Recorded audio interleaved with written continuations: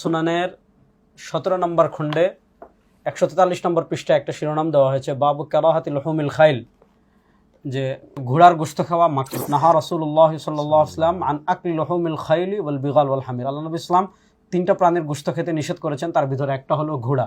আসসালামু আলাইকুম রহমতুল্লাহ বরাকাত। সুপ্রিয় দর্শক, আপনারা যে যেখান থেকে আমাদেরকে দেখছেন, আপনারা নিশ্চয়ই জানেন যে সম্প্রতি ঘোড়ার গোশত নিয়ে আমাদের সারা দেশেই একটা ব্যাপকভাবে খাওয়ার ধুম পড়ে গেছে। অথচ এ ব্যাপারটা যেভাবে শুরু হয়েছে এটা সুন্দর নয়।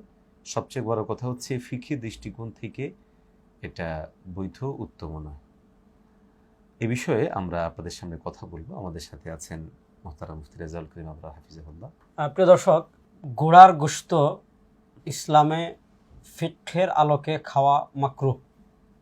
মাকরুহের দুই প্রকার, এক প্রকার হলো মাকরুহে তাহরিমি, যেটা হারামের কাছাকাছি, আর একটা হলো মাকরুহে তানজিহি, যেটা হালালের কাছাকাছি। তো ফিকহের দৃষ্টিকোণ থেকে ঘোড়ার গোশত খাওয়া মাকরুহে তানজিহি। কিন্তু এখানে আরও কিছু বিষয় আছে যেটা আমাদের শামসুদ্দৌলা আশরাফী হাফিজুল্লাহ বলবেন, যে ঘোড়ার গোশত ইমামে আজম আবু হানিফা রাহিমাহুল্লাহ খাওয়া কেন মাকরুহ বললেন, ইমাম আজম আবু হানিফা রাহিমাহুল্লাহর ফিকহি দৃষ্টিকোণ কতটা গভীর ছিল, এ বিষয়ে মুফতি শামসুদ্দৌলা আশরাফী হাফিজুল্লাহ আলাপ করবেন ইনশাআল্লাহ। ইনশাআল্লাহ। এক্ষেত্রে আমরা যদি ফিকহের গুরুত্বপূর্ণ কিতাবগুলোর দিকে তাকাই, তাহলে আমরা দেখব যে ইমাম আবু হানিফা রহমতুল্লাহ আলাই এই বিষয়টা বর্ণনার পাশাপাশি এর ব্যাপারে সুস্পষ্ট দলিলও নিয়ে এসেছেন। আমাদের হাতে রয়েছে নাতাইজুল আফকার ফি কাশফির মুহাম্মদিয়াল আসরার, এটা ফাতুল কাদিরের তাকমিলা। ফাতুল কাদিরের তাকমিলায় এখানে 9 নম্বর খণ্ডে আমরা যদি দেখি, তাহলে আবু হানিফা রহমতুল্লাহ আলাই যে বক্তব্য দিয়েছেন ফিকহের গভীরতা, সুবহানাল্লাহ, এটা কিন্তু কোরআনুল কারীমের আয়াতকে সামনে রেখে দেওয়া। আমরা জানি যে সূরাতুন নাহলের 8 নম্বর আয়াতের মধ্যে আসছে খাইলা ওয়াল বিগালা ওয়াল হামিরা লিতারকাবুহা ওয়া জিনা। এখানে স্পষ্টভাবে আল খাইল, ঘোড়াকে দুটো কারণ বা দুটো ব্যবহারিক দিক বোঝানো হচ্ছে। একটা হচ্ছে নিয়ামতের দুইটা দিক বর্ণনা করা হয়েছে। একটা হচ্ছে যে এখানে মানুষ আরোহণ করবে, আর একটা হচ্ছে এটা সৌন্দর্যের জন্য। তো আরোহণের মধ্যে উল্লেখযোগ্য যে ব্যবহারিক দিক সেটা হচ্ছে যে যুদ্ধ বা জিহাদের ব্যবহারিক দিক। তো এছাড়াও রাসূল সাল্লাল্লাহু আলাইহি ওয়াসাল্লাম হাদিসের মধ্যেও একই বক্তব্য দিয়েছেন। এখানে আলাউ সুনানে, সুনান নাসাইর বর্ণনা এসেছে, আলাউ সুনানে মুসনাদে আহমদের সূত্রে রেফারেন্স এসেছে।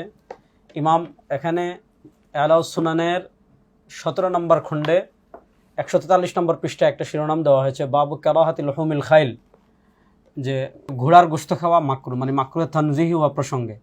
এখানে হযরত খালিদ বিন ওয়ালিদ রাদিয়াল্লাহু তাআলা থেকে 1টা 2টা 3টা 4টা 5টা 6টা, প্রায় 6টা বর্ণনা এসেছে। حدثنا يزيد بن عبد ربه قال حدثنا بقية بن الوليد قال حدثني ثور بن يزيد عن صالح بن يحيى بن المقدام بن معدي قرب عن أبيه عن جده عن خالد بن الوليد قال নাহা রাসূলুল্লাহ সাল্লাল্লাহু আলাইহি ওয়াসাল্লাম আন আকলি লুহুমিল খাইলি ওয়াল বিগাল ওয়াল হামির। আল্লাহ নবী ইসলাম তিনটা প্রাণীর গোশত খেতে নিষেধ করেছেন, তার ভিতরে একটা হলো ঘোড়া। কেন নিষেধ করেছেন, যেটা আমাদের শাইখ আলোচনা করেছেন, যে ঘোড়া মূলত এটা বাহনের জন্তু এবং ঘোড়া একটা সুন্দর লালন পালনের একটা জন্তু। এজন্য আমাদের ফুকাহায়ে কেরাম কি বলেছেন, এটাকে মাকরুহ বলেছেন। ইবনে আবিদিন শামীর এবারটা একটু দেখানো যায়। জি জি, ইবনে আবিদিন শামীর রহমতুল্লাহ আলাইহি এই বিষয়টা এনেছেন। আমরা যদি দেখি তাহলে দেখব যে 9 নম্বর খণ্ডে পৃষ্ঠা নাম্বার হলো 508। এখানে তিনি শেষ পর্যন্ত যেটা সমাধান দিয়েছেন সেটা হচ্ছে যে মাকরুহুন তানজিহ, হ্যাঁ, মাকরুহের তানজিহ হিসেবে সেটাকে উল্লেখ করা হয়েছে।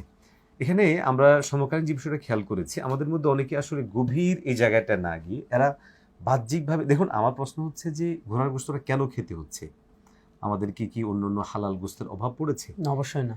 যেখানে অনেক হালাল জন্তু রয়েছে এবং সেই হালাল জন্তুগুলো আমরা খেতে পারছি, সেখানে ঘোড়ার যেটার একটা উল্লেখযোগ্য এবং খুব উঁচু ধরনের একটা টার্গেট রয়েছে। দেখুন, গরু দিয়ে কিংবা অন্যান্য জীবজন্তু দিয়ে কিন্তু কখনোই ঘোড়ার যে চাহিদা বা যে প্রয়োজন সেটা কিন্তু পূরণ করা যাবে না, সম্ভব না। আপনি তো একটা জিনিস খেয়াল করেছেন, সেটা হচ্ছে যে আমাদের কোনো আলোচকের বর্ণনা ভঙ্গি অনেক সময় অনেকে ভুলটা করে। সেটা হচ্ছে যে এই ধরনের ফিকহি মাসালা বর্ণনা করার ক্ষেত্রে যেহেতু আমাদের বাংলা ভাষাভাষী মানুষদের মধ্যে অধিকাংশ মানুষ ইমাম আবু হানিফা রাহমাতুল্লাহি আলাইহি ফলো করে থাকেন, অতএব আমাদের উচিত এই জায়গায় ফিকে হানাফির এই মতামতটার গভীরতা তুলে ধরা। খেয়াল করি উল্লেখ। আল্লাহ তাআলা দুটা কারণ বলেছেন, আপনি জি। বলেছেন, একটা হলো এটা বাহন জি, আর এটা যুদ্ধের ক্ষেত্রে ব্যবহার হয়। জি, এজন্য ইমাম আজম আবু হানিফা রাহিমাহুল্লাহ এই আয়াত এবং যে বর্ণনাগুলো আসছে, জি, জি। এই বর্ণনাগুলো নিয়ে কথা আছে, এখানে বিস্তারিত আলোচনা সবগুলো নিয়ে আছে, সনদ নিয়ে আমি পর্যালোচনা যাচ্ছি না।